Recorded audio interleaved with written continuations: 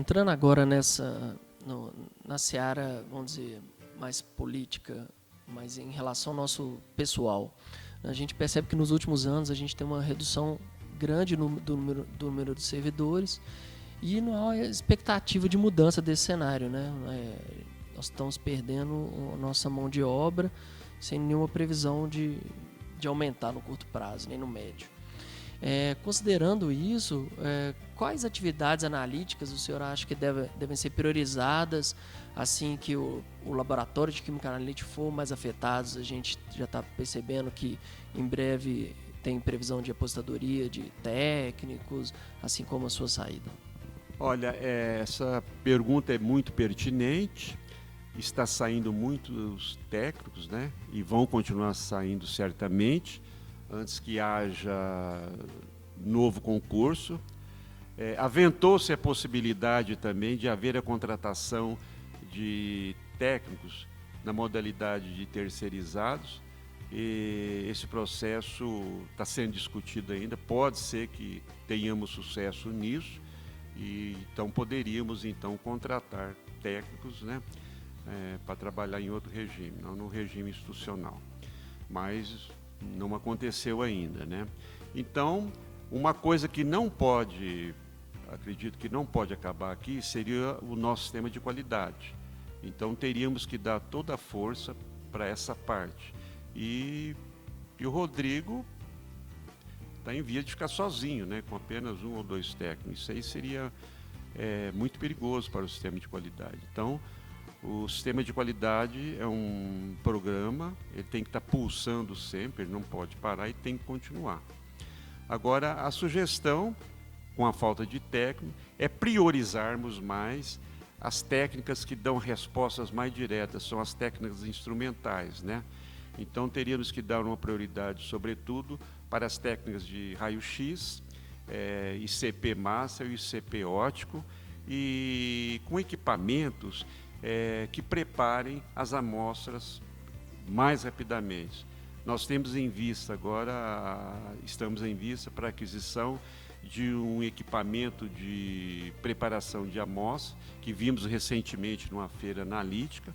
Inclusive o Rodrigo ficou muito interessado, e eu também achei muito interessante essa ideia de adquirirmos esse equipamento, que ele prepara uma amostra rapidamente, sem aquela necessidade de utilizar aquelas técnicas convencionais por via úmida, que são extremamente demoradas. Então, com isso, a gente consegue agilizar mais o nosso serviço analítico. Muito bom. Continuando dentro desse assunto, as atividades analíticas e radioquímicas são um ponto forte aqui do LAPOC.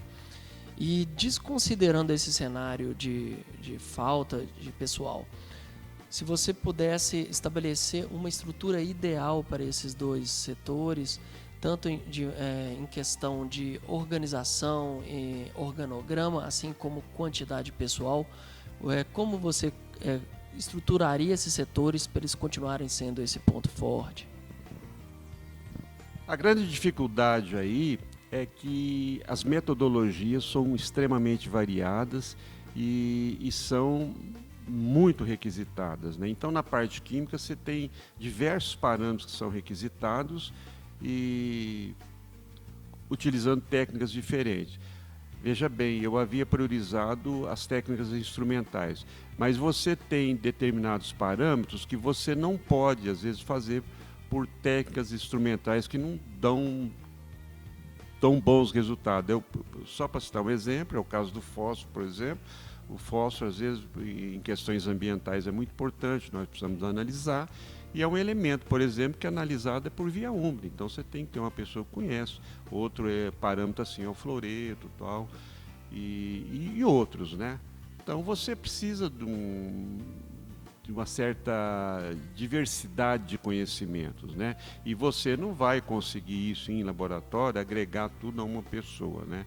Se fôssemos, então, para otimizar, pensando nisso que você me questionou, na parte radiométrica também é complicado, porque lá você tem a parte de espectrometria alfa, beta, gama e mais a parte de separações radioquímicas, que é extremamente importante, que inclusive é um projeto que o Rodrigo está querendo introduzir aqui, para separação radioquímica e utilização de CPMS. Mas teríamos então que treinar o pessoal, com o remanescente desse pessoal, com o pessoal que fica, fazer um treinamento nesse pessoal para que eles possam aderir às novas técnicas com bastante experiência. Então não tem outra saída. Para fechar esse bloco mais técnico, há algum comentário adicional que você gostaria de fazer em relação a aspectos técnicos, ou conselhos, ou qualquer observação em relação a aspectos técnicos? Olha, em relação a esses aspectos técnicos, é extremamente, eu quero apenas reforçar isso que eu já falei, é extremamente importante, com o pessoal que nós temos aqui, eles poderem, não existe ainda assim, por parte deles, essa iniciativa, mas eu sugeriria então que esses técnicos aqui estando, eles tinham que procurar a diversificar mais a sua capacitação. Isso é extremamente importante. Por uma equação simples, né? Nós estamos sem pessoal, então eles precisam serem treinados em outras técnicas. Isso precisa ser feito com uma certa urgência, porque o pessoal está saindo mesmo, está se aposentando. Não por querer, é porque chegou o momento, já tem idade, né? É por esse motivo.